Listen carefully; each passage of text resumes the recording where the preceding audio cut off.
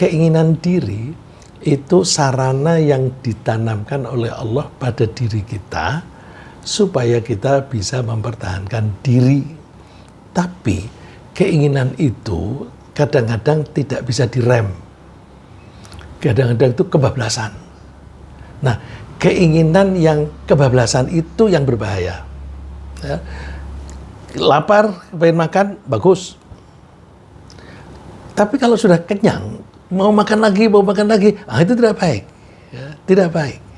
Jadi jangan kebablasan. Ada batasan-batasan yang kita tidak boleh melanggar. Karena kalau kita melanggar batasan itu, kita sendiri akan sengsara. Kita ingin bercanda laki perempuan, boleh nggak melampiaskan keinginan diri secara birahi? Nah, kita menyebutnya nafsu birahi. Boleh nggak? Boleh. Tapi pakai prosedur. Nikah. Jangan tanpa prosedur. Kalau tanpa prosedur, hancur kita.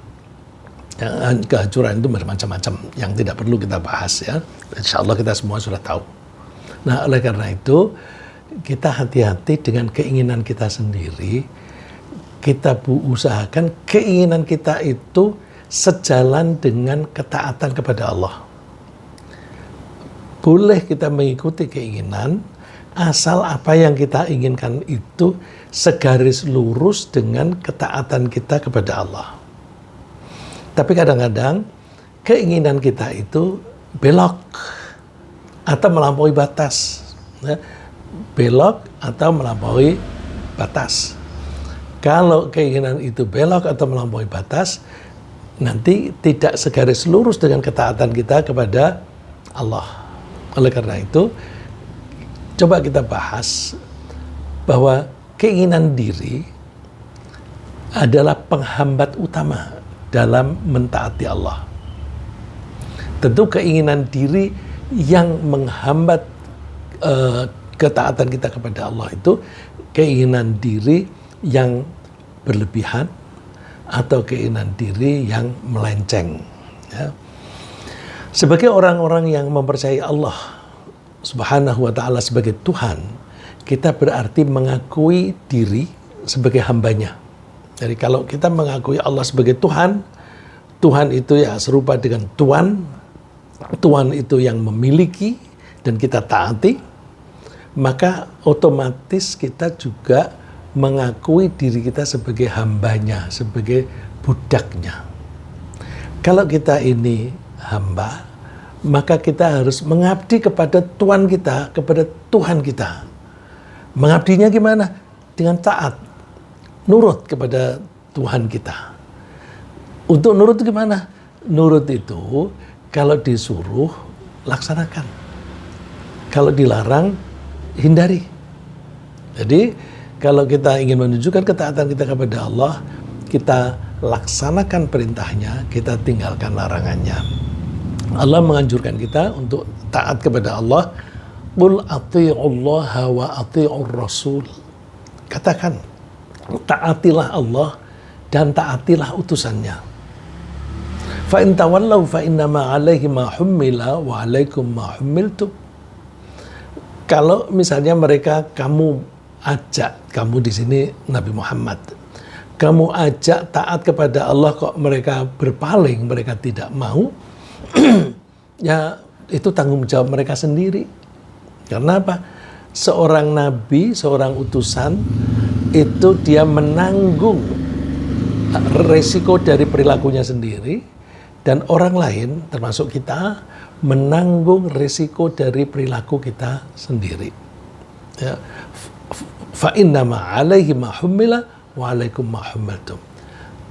Dia seorang utusan itu menanggung apa yang dibebankan pada dia, dan kalian termasuk kita menanggung apa yang menjadi tugas kita. Wa in tuti'uhu tahtadu. Kalau kalian taat kepada Allah, itu tandanya kamu mendapatkan hidayah, mendapatkan petunjuk dari Allah. Jadi ini pedoman utamanya, bahwa kita sebagai hambanya Allah harus taat, tunduk patuh kepada Allah. Tapi Nah, tapi taat kepada Allah secara konsisten dan terus-menerus itu tidak gampang. Kalau hanya sesekali nurut, ayo ke masjid, ayo sholat, sesekali, iya. Tapi kalau satu hari 5 kali. Terus kemudian kalau puasa Ramadan, 1 hari, 2 hari, itu kan banyak orang yang puasanya hanya 1 hari, 2 hari, terus hari berikutnya nggak pernah puasa lagi. Nah, itu gampang. Tapi kalau konsisten terus menerus dalam 1 bulan, itu tidak gampang. Karena apa? Karena kita mempunyai keinginan. Kalau tadi saya sebut contoh puasa. Allah menganjurkan kita puasa. Tapi dengan puasa kita lapar. Ketika kita lapar, kita kepengen makan. Allah memerintahkan kita tahan. 1 hari, dalam siang hari ini, kamu jangan makan. Tapi perut kita lapar. Perut lapar itu mendorong kita untuk makan. Nah, kalau kita ini menghadapi 2 keinginan, keinginan Allah supaya kita puasa, keinginan kita supaya kita makan, itu kalau kita tidak mengendalikan keinginan kita sendiri, ya jebol kita. Kita kendalikan. Puasa, kita tidak makan 12 jam nggak apa-apa, tidak mati. Nah, terus lagi dihibur dirinya. Kalau kita puasa, itu badan kita, sel-sel di dalam tubuh kita itu istirahat, dan bahkan ada sel-sel yang tidak berguna, sel-sel yang berpotensi untuk menjadi racun, itu bisa pada hilang.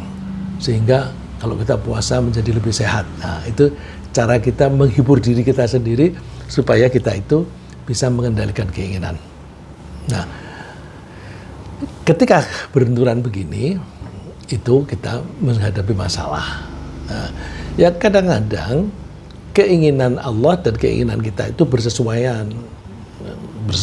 Kalau misalnya Allah memerintahkan kita, wa kulu washrabu, silakan kamu makan dan minum. Itu sesuai dengan keinginan kita. Kalau keinginan Allah dan keinginan kita itu bersesuaian, itu ringan kita menjalaninya. Tapi kalau ada keinginan kita dan keinginan Allah itu berbenturan, bertentangan, maka itu kita akan menghadapi kesulitan. Tadi saya kasih contoh puasa. Allah menghendaki kita tahan, jangan makan minum meskipun kamu lapar. Tapi perut kita maunya makan. Itu berbenturan. Contoh yang lain, misalnya kita itu sedang bepergian, kemudian bepergian itu begitu berat sampai kita capek dan ngantuk. Begitu tidur, baru sebentar sudah mendengar suara azan subuh. Nah, azan subuh itu pertanda Allah menginginkan kita bangkit sholat. Tapi kecapean kita dan ngantuk kita itu mendorong kita untuk ingin tetap tidur atau tambah tidurnya. Sebentar lagi. Jadi keinginan Allah bangun, sholat. Tapi keinginan kita mau tidur aja. Itu namanya konflik. Tarik-menarik antara keinginan Allah dan keinginan kita. Ini kalau contoh yang paling gampang untuk kita manusia, sesama manusia, seorang pemuda atau pemudi jatuh cinta pada seseorang. Kemudian ibunya bilang, jangan sama dia. Dia itu aku tidak cocok sama orang tuanya. Aku sering berantem dengan orang tuanya. Kalau kamu nikah sama dia, itu kamu akan membuat aku, keluarga kita, selalu bermusuhan dengan keluarga mereka. Nah, itu lalu apalagi kalau sampai memberi ultimatum. Kalau kamu jadi kawin sama dia, jangan mengakui aku sebagai ibumu. Anak itu akan bingung. Bingung dua hal yang tarik-menarik. Kalau aku mengikuti ibu, aku kehilangan pacarku. Kalau aku menuruti pacarku untuk nikah, aku kehilangan ibu. Nah, ini bingung. Nah, jadi itu namanya conflict of motivation. Benturan antara dua keinginan. Nah, ketika seperti itu, kalau itu dengan ibu, ya ibu bisa dinegosiasi barangkali ya. Tapi kalau dengan Allah, Allah itu hukumnya itu tegas, harus begini. Itu kalau kita sedang ngantuk. Bagaimana kalau tidak ngantuk? Seringkali kita itu sedang bisnis. Misalnya kita berdagang, kita sebagai penjual. Terus ada orang mau beli, tawar-menawar. Terus dengan adzan, Allah memanggil, ayo sholat. Tapi keinginan diri menahan, ini calon pembeli, kalau aku negosiasinya jadi, aku dapat keuntungan. Kalau aku potong di sini, aku tidak dapat keuntungan, dia akan lari ke tempat lain, dia membeli dari penjual yang lain. Jadi ada benturan antara keinginan Allah dan keinginan diri. Nah, kita sebagai orang yang mengakui Allah sebagai Tuhan kita harus mengutamakan keinginan Allah di atas keinginan kita. Kalau kita bisa begitu, maka kita bisa mengendalikan keinginan kita. Keinginan kita itu disebut hawa nafsu. Berarti kita akan bisa mengendalikan hawa nafsu kita sendiri. Coba ketika ada konflik antara panggilan Allah untuk sholat dan keinginan sendiri untuk dapat keuntungan, itu disebutkan oleh Allah, ya ayyuhalladzina amanu idza nutiya lis-sholati min yaumil jumu'ati fas'au ila dzikrillah. Wahai orang-orang yang beriman, ketika kalian dipanggil untuk sholat pada hari Jumat, bergegas-gegas cepat menuju kepada sholat, kepada zikir kepada Allah. Wadharul bai', tinggalkan jual beli. Nah, tinggalkan jual beli. Jual beli itu keinginan kita. Sholat itu keinginan Allah. Kita disuruh menekan keinginan kita, mengutamakan keinginan Allah. Kalau kita bisa begitu, bagus. Dzalikum khairul lakum in kuntum ta'lamun. Yang demikian itu lebih bagus bagi kalian kalau kalian mengerti. Nah, Allah menyebut kalau kalian mengerti. Berarti kita itu membutuhkan ilmu supaya kita bisa mengetahui bahwa pahala dari Allah yang wujudnya itu surga itu jauh lebih besar dibanding keuntungan dari perdagangan tadi. Dagang itu paling keuntungannya berapa sih?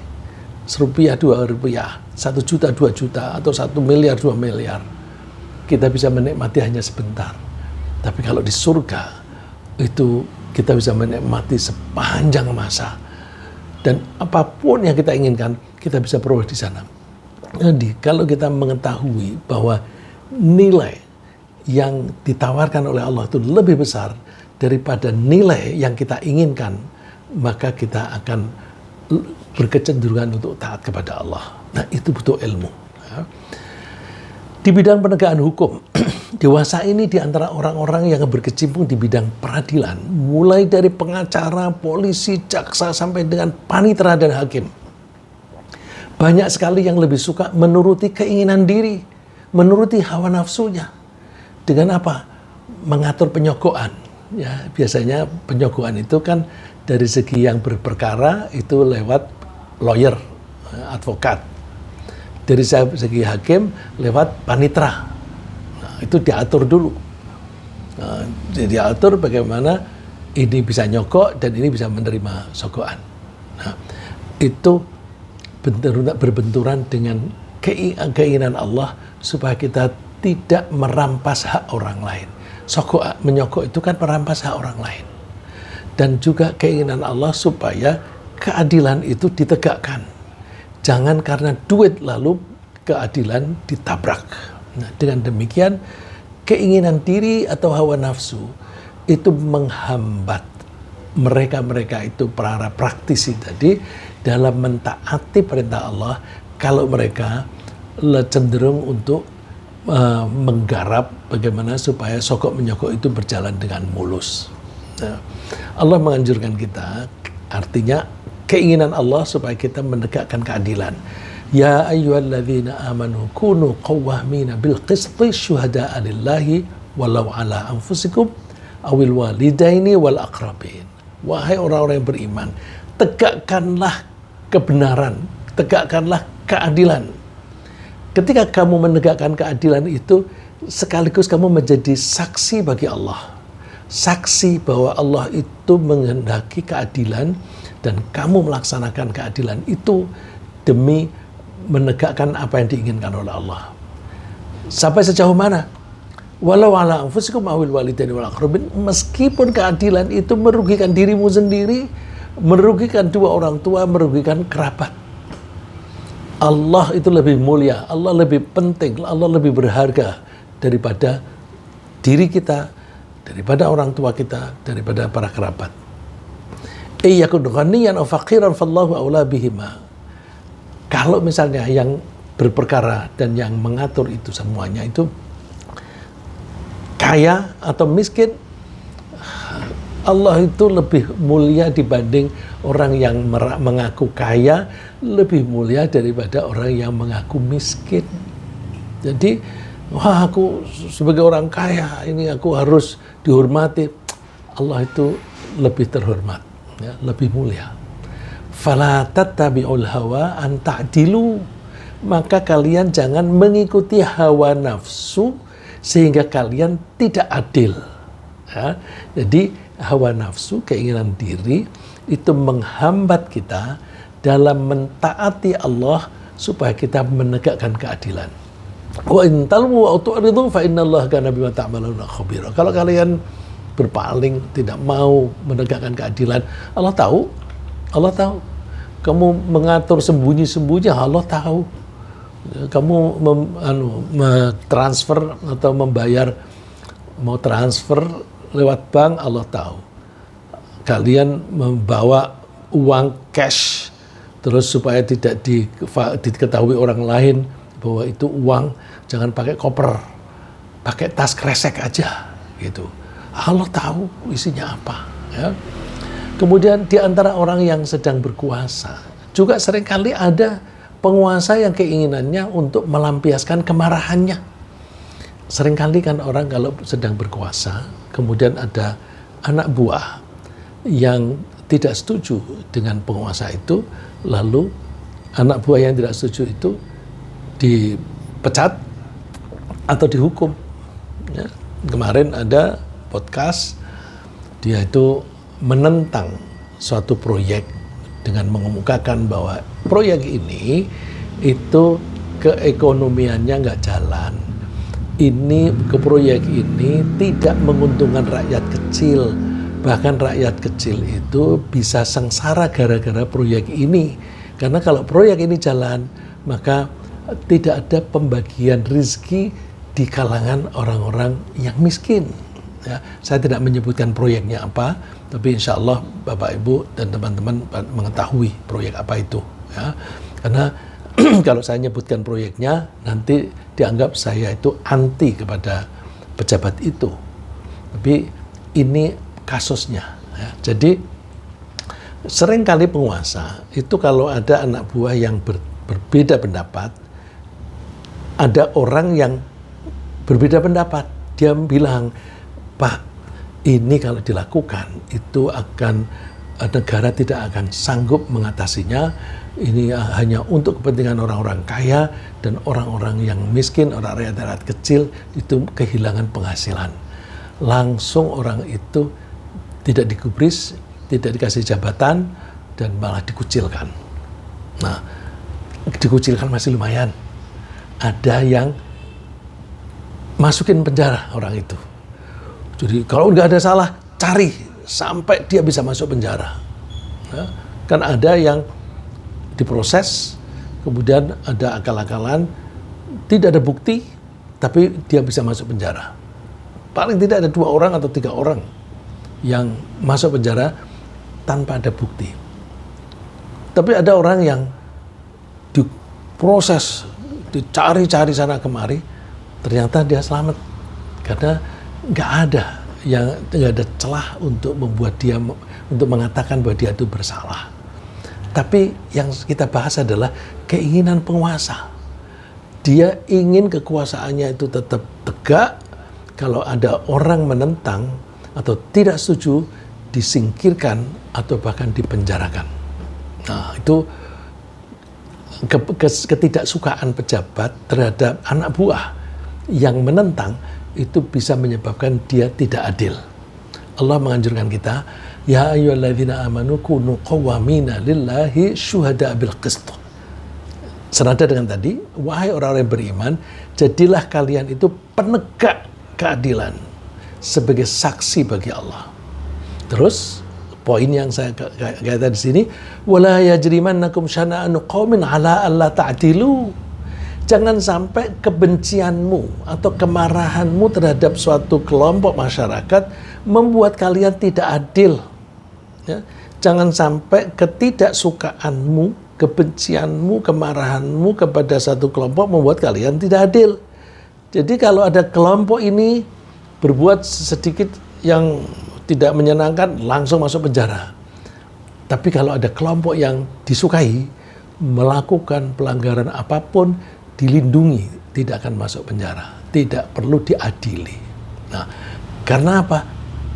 Kebencian itu termasuk hawa nafsu.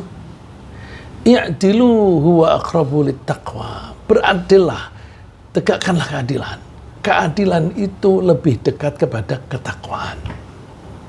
Nah, padahal siapapun yang lebih suka menuruti keinginan diri daripada menuruti keinginan Allah dalam hal penegakan keadilan, itu akan diancam oleh Allah dengan siksaan yang berat di neraka.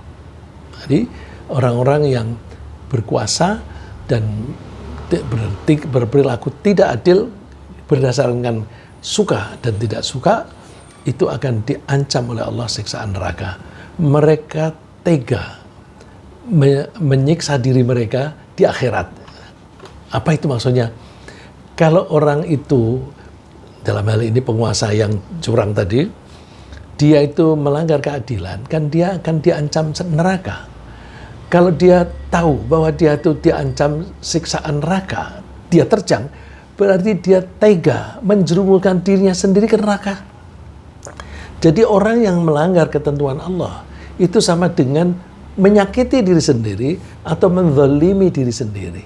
Ya. Jadi mereka itu tega menyiksa diri mereka sendiri di akhirat demi mengejar harta yang manfaatnya di dunia ini sangat terbatas. Terutama terbatas oleh kemampuan mengonsumsi. Misalnya kita punya kekayaan 1 triliun. Seberapa banyak sih yang bisa kita nikmati? Kita nikmati sebagai makanan. Makan kita juga terbatas kok. Sekali makan paling 1 piring. Kemudian kalau kita wujudkan dalam bentuk rumah, punya rumah 10, ya, 10 rumah. Yang kita tinggali hanya 1 kok. Punya 1 rumah, kamarnya ada 5. Yang kita tinggali hanya 1 kamar. 1 kamar, yang kita tiduri hanya sedikit. Jadi seberapapun besar kekayaan kita, yang bisa kita nikmati itu hanya sebagian kecil dari kekayaan itu. Lalu ngapain kita ngejar-ngejar kekayaan yang banyak tapi tidak halal, yang bisa menjerumuskan kita ke neraka. Ya. Jadi kita tuh berpikir mesti komprehensif untuk keselamatan kita di dunia dan di akhirat. Ini ada perintah kepada Nabi Daud, tapi pesannya itu berlaku universal. Ya Dawud, inna ja'alnaka khalifatan fil ardi fahkum bainan nasi bil haqq. Hai Dawud, aku jadikan kamu sebagai khalifah, sebagai pemimpin di muka bumi, di dunia. Maka adililah manusia secara benar. Fahkum bainan nasi bil haqq. Adililah manusia dengan benar. Wala tatabi'il hawa. Kamu jangan mengikuti hawa nafsu, jangan mengikuti keinginanmu sendiri. Kalau kamu mengikuti keinginanmu sendiri, fayudhillaka an sabilillah, kamu akan sesat, melenceng dari jalan Allah yang benar.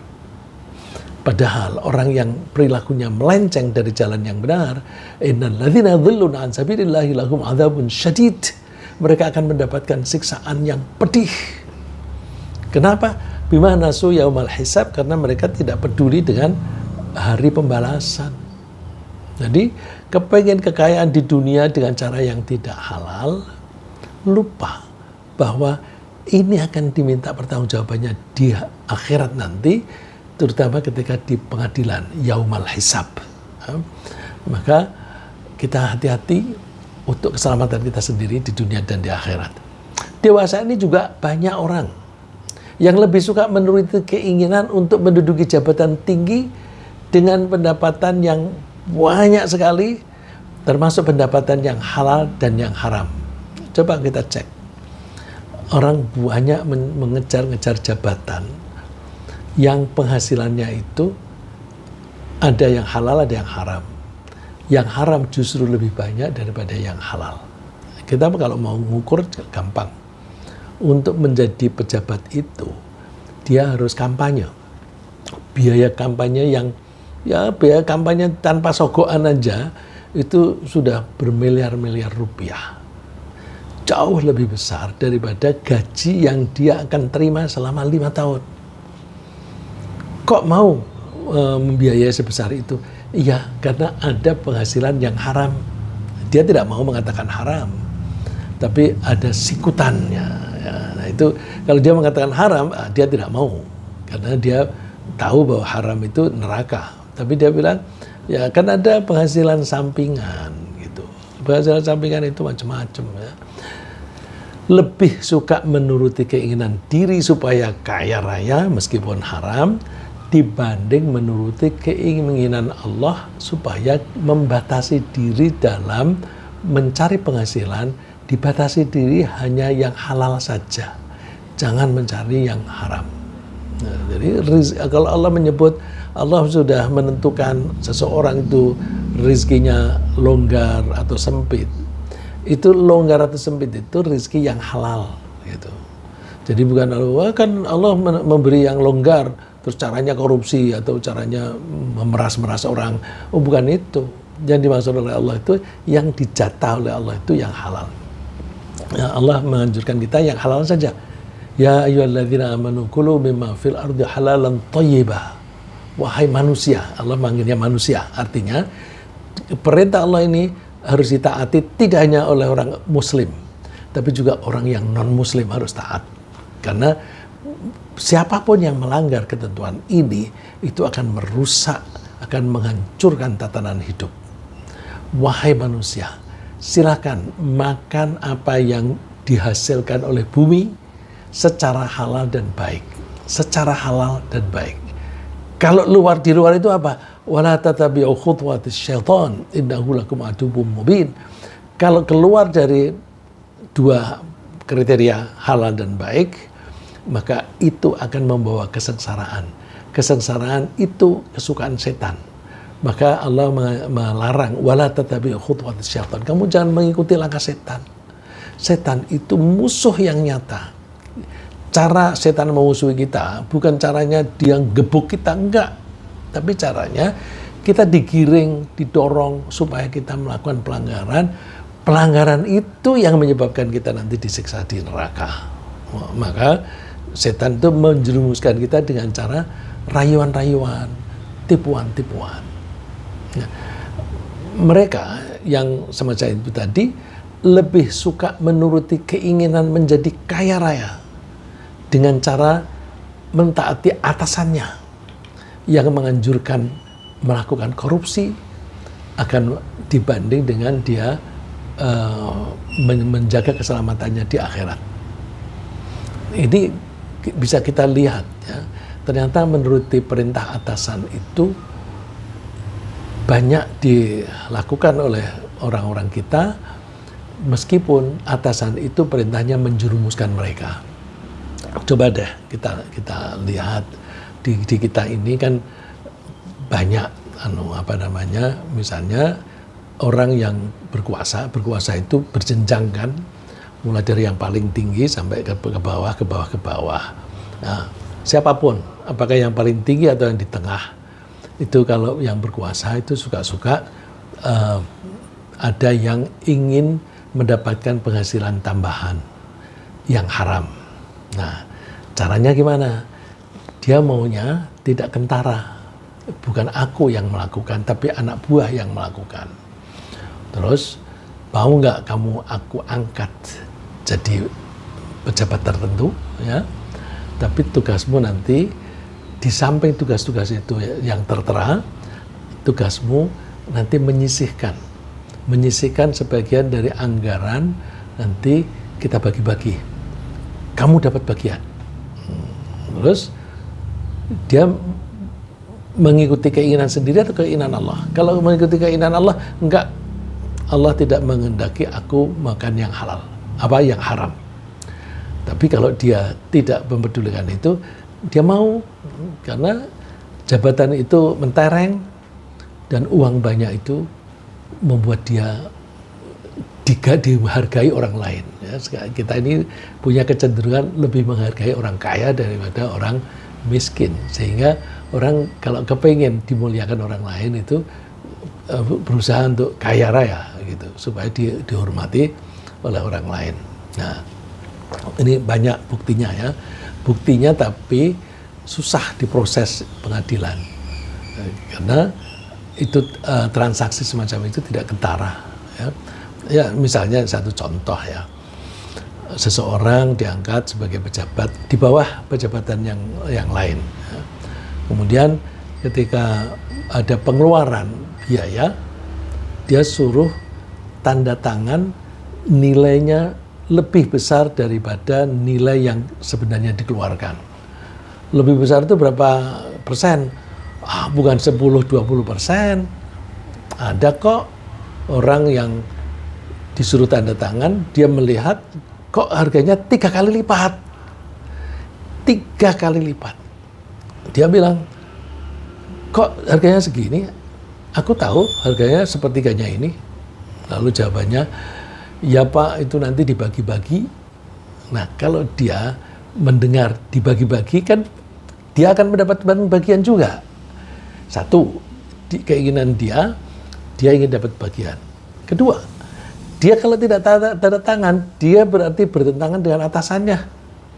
Kalau bertentangan dengan atasannya, dia bisa kehilangan jabatan, dia bisa dipecat. Padahal jabatan itu membuat dia terhormat. Terhormat itu juga keinginan diri. Nah, kalau dia lebih mengutamakan keinginan diri, ya deh aku tanda tangani. Terus bilangnya apa? Terpaksa disuruh atasan. Terpaksa apaan? Kalau terpaksa itu kan kalau diancam mau dibunuh. Nggak ada ancaman.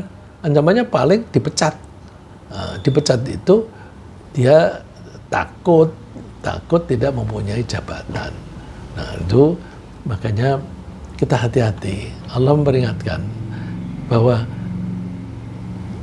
penghasilan yang diperoleh dengan cara yang melanggar itu bisa menjerumuskan kita ke neraka. Kalau sudah sampai di sana, kita akan menyesal. Maka jangan asal taat kepada atasan. Kita mesti kritis. Ya. Allah mengingatkan, yauma tuqallabu wujuhukum fin nar yaquluna ya laitana ata'na Allah wa ata'na ar-rasula. Ketika orang-orang yang taat kepada atasannya tadi masuk ke neraka, mereka menyesal. Seandainya dulu aku mau taat kepada Allah dan taat kepada utusannya, aku tidak masuk ke neraka. Sekarang ini aku masuk neraka karena aku tidak taat kepada Allah dan tidak taat kepada utusannya. Terus ngeles mereka itu. Wa qalu rabbana inna ata'na sadatana wa kubara'ana fa'adalluna sabila. Tuhan, kami hanya mengikuti pimpinan-pimpinan kami. Kami hanya mengikuti pembesar-pembesar kami. Mereka yang membuat kami sesat. Rabbana atihim dhi'fain. Tapi kan mereka itu tidak bisa lepas dari siksaan neraka. Lalu terus dendamnya kepada atasan itu, mereka doanya begini, Rabbana atihim dhi'faini minal azab. Tuhan, gandakan siksaan untuk mereka. Mereka telah menyesatkan kami. Wal'anhum la'anan kabiro. Dan kutuklah mereka dengan kutukan yang besar. Ya, tapi gak ada gunanya. Dan memang orang-orang yang menjerumuskan itu siksaannya sudah didobelkan, sudah digandakan. Jadi jangan sampai kita menyesal kemudian. Sekarang kita hati-hati Jangan menuruti keinginan kita, dan kadang-kadang keinginan kita itu didorong oleh atasan kita. Nah, negara kita ini sekarang ini pada situasi yang semacam itu, maka kita harus berjuang. Bagaimana supaya kita tidak takut kalau disuruh oleh atasan untuk melenceng. Supaya tidak takut, caranya gimana? Imannya harus kuat. Jadi kita memperkuat diri dengan memperkuat keimanan kita. Terus kalau kita sudah berhasil memperkuat keimanan kita, kita tanamkan pada anak cucu kita supaya mereka imannya kuat. Kalau mereka imannya kuat, nanti mereka menjadi generasi yang baru. Kalau mereka terpilih menjadi pemimpin, mereka akan memimpin negara ini dengan baik. Kalau mereka tidak sampai menjadi pemimpin, mereka akan memilih dalam pemilihan umum. Mereka akan cenderung memilih orang-orang yang taat kepada Allah. Sekarang karena rakyatnya kebanyakan tidak taat kepada Allah, mohon maaf saya mengatakan mayoritas penduduk Indonesia itu tidak taat kepada Allah, meskipun banyak di antara mereka mengaku Islam. Ya. Kalau cara membuktikan yang gampang, nggak usah hitung-hitungan, tapi kasat mata. Kalau hari Jumat jam zuhur, laki-laki Muslim dewasa wajib ke masjid untuk sholat Jumat. Tapi cek jumlah orang Islam yang di masjid, apakah mewakili jumlah orang Islam di Indonesia? Orang Islam di Indonesia itu kan mayoritas, tapi yang pergi ke masjid itu minoritas. Kebanyakan meskipun mengaku Islam berada di luar, ada di jalanan, ada di restoran, ada di pasar dan sebagainya. Itu menunjukkan bahwa sebagian besar dari kita ini tidak taat kepada Allah, tapi lebih taat kepada keinginannya sendiri, keinginan untuk kaya, keinginan untuk berkuasa dan sebagainya. Nah, itu kita hati-hati. Nah, keinginan menguasai harta dalam jumlah banyak itu juga seringkali mendorong seseorang untuk rakus. Orang kalau rakus itu punya kecenderungan yang otomatis dia tuh kikir. Apa hubungannya rakus dan kikir? Orang yang rakus kan kepengen mengumpulkan harta sebanyak-banyaknya. Kalau bersedekah, harta yang dikumpulkan ini dikurangi, diberikan kepada orang lain. Nah, mereka melihat secara lahiriah, secara matematika, bahwa sedekah itu mengurangi kekayaanku.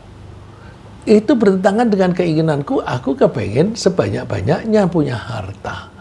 Jadi orang rakus biasanya miskin. Jadi kalau ada orang mengatakan bahwa kaya raya tapi kikirnya luar biasa, ya iyalah, tergantung dia kayanya karena apa. Kalau dia kayanya itu karena rakus, ya pasti kikir. Tapi kalau dia kaya raya karena dia taat kepada Allah, orang yang taat kepada Allah itu kecenderungannya kaya. Ya. Orang yang taat kepada Allah dengan baik, kecenderungannya kaya. Kok bisa begitu? Iya, orang yang taat kepada Allah kan bertakwa. Kalau orang bertakwa itu tuh kalau berdagang mesti jujur. Kalau dia berjanji pasti menepati.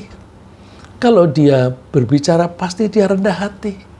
Kalau dia sebagai penjual, karakternya semacam itu, pasti dia disukai oleh pembeli.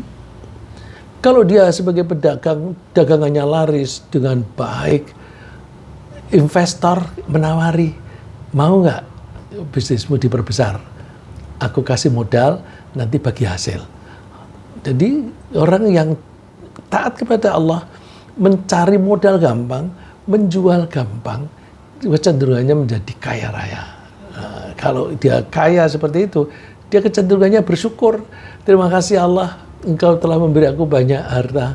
Sebagian aku bagi deh untuk orang miskin, sebagian aku bagi deh untuk masjid dan sebagainya. Ya. Nah, orang yang rakus itu akan menjadi kikir sehingga dia tidak mengindahkan keinginan Allah agar menghormati hak-hak orang yang berkesulitan. Siapa itu orang berkesulitan? Antara anak yatim. Anak yatim kan kehilangan bapaknya. Kalau bapaknya itu yang bekerja, dia tidak punya lagi penghasilan. Nah, terus menghormati hak orang lain itu termasuk orang miskin. Ya, orang miskin dia sudah bekerja keras tapi penghasilannya kecil, ya udah dibantu kasih makan. Terus orang yang rakus dan kikir itu juga punya kecenderungan merampas hak orang lain. Merampas hak orang lain itu yang paling gampang itu merampas hak saudaranya sendiri, keluarganya sendiri. Apa itu? Merampas warisan adiknya. Ya, biasanya adik yang dianggap lebih lemah daripada dia. Ya, adiknya warisannya dirampas oleh dia, terutama ketika adiknya itu masih kecil ketika ayahnya meninggal dunia. Oleh karena itu Allah memperingatkan, hati-hati kalian kalau terlalu mencintai harta. Kalla bal la tukrimuna al-yatima wa la tahadduna 'ala ta'amil miskin wa ta'kuluna turatha aklan lamma wa tuhibbuna al-mala hubban jamma. Kalian tidak mau menghormati anak yatim dengan memerawat, mendidik dan membiayainya. Dan kalian juga tidak mau menganjurkan untuk memberi makan kepada orang miskin. Bahkan kalian itu makan harta warisan campur antara yang halal dan haram. Jadi kecenderungannya udah nanti warisan untuk aku dan adik-adik dijadikan satu. Itu kan campur kan? Terus tapi adiknya tidak dikasih bagian. Ketika dewasa tidak diberitahu bahwa ini bagianmu. Itu berarti dia makan harta waris secara campur. Nah, intinya di mana? Wa tuhibbunal mala hubban jamma. Kalian itu mencintai harta dengan kecintaan yang berlebihan. Cinta harta berlebihan itu begitu. Harta kita butuhkan, butuh. Jadi kita butuh harta tapi tidak mencintai harta. Hati-hati ya. Kalau cinta pada harta itu, jatuh cinta kepada harta itu gampang sekali. Maka kita harus hati-hati. Ya. Bagaimana kembali lagi kepada keinginan sendiri. Di samping menghambat orang untuk taat kepada Allah, ketundukan kepada keinginannya sendiri, ketundukan kepada hawa nafsu itu juga sangat berpotensi merusak tatanan hidup. Jadi kalau kita itu tidak mengindahkan perintah Allah, tidak mengindahkan keinginan Allah, tapi mengindahkan keinginan sendiri, potensinya sangat besar untuk membuat kerusakan tatanan hidup. Tatanan hidup itu bisa berupa hubungan antar manusia, bisa materi. Kalau materi, ya seperti yang kita saksikan ini, tambang-tambang itu merusak lingkungan. Pembabatan pohon-pohon itu juga merusak lingkungan. Itu yang materi. Yang non-materi, korupsi itu menyebabkan harta terkumpul di para pejabat. Rakyat nggak dapat. Maka kalau misalnya dihitung secara ekonomi tumbuh 5%. Tapi rakyatnya makin miskin. Kok bisa begitu? Iya, yang tumbuh kekayaannya itu orang-orang kaya dan para pejabat. Rakyat kecil nggak dapat. Gitu, ya. Nah, itu merusak tatanan hidup. Allah mengingatkan, walau ittaba'al haqqu ahwa'ahum la fasadatis samawati wal ardh. Kalau kebenaran itu harus tunduk kepada hawa nafsu, maka akan hancurlah langit dan bumi, wa man fihin, dan juga penduduknya akan hancur. Coba kita lihat, kita ini kan belakangan ini marak sekali korupsi. Sekarang ekonomi banyak orang kesulitan. Saya kemarin mencoba ke pasar Jatinegara, sepi. Jam 2 sudah pada tutup. Saya tanya, kenapa sudah pada tutup? Ya, kalau sudah jam 2 itu sudah sepi. Nggak ada pembeli, lebih baik tutup. Nah, itu kan merusak tatanan hidup. Ya. Bal atainahum bidzikrihim fahum an dzikrihim mu'ridun. Padahal kami, Allah, sudah memberi mereka peringatan. Tapi mereka tidak peduli. Mereka berpaling dari peringatan tadi. Itu artinya mereka tidak peduli pada peringatan Allah. Dan mudah-mudahan apa yang kita bahas pagi ini mengingatkan kita memperingatkan kita supaya kita ini ketika menuruti keinginan kita sendiri, hati-hati. Keinginan kita sendiri boleh dilampiaskan, tapi dalam koridor atau dalam batasan-batasan yang diizinkan oleh Allah. Jangan keluar dari itu. Kalau keluar dari itu, maka kita akan menyebabkan kehancuran, kerusakan, baik kerusakan pada diri kita sendiri maupun kerusakan pada orang lain dan lingkungan. Ya. Jadi sekali lagi kita tingkatkan ketundukan kita kepada Allah. Kita lebih mentaati Allah daripada mentaati keinginan kita sendiri. Bukan berarti kita tidak boleh mentaati keinginan sendiri. Boleh mentaati keinginan sendiri, tapi ketika menurutinya harus ada batasan-batasan yang sudah ditentukan oleh Allah. Ringkasnya yang kita bahas pagi ini adalah bahwa orang yang beriman wajib mentaati Allah dan melaksanakan keinginannya. Keinginan diri atau yang disebut hawa nafsu seringkali menghambat seseorang untuk taat kepada Allah. Sogokan dan kemarahan berpotensi menghambat seseorang untuk mentaati perintah Allah untuk adil. Hawa nafsu yang tidak terkendali bisa merusak tatanan hidup. Semoga Allah memberi kita kesanggupan untuk mengendalikan keinginan diri kita sendiri yang berpotensi untuk menghambat ketaatan kita kepada Allah. Amin.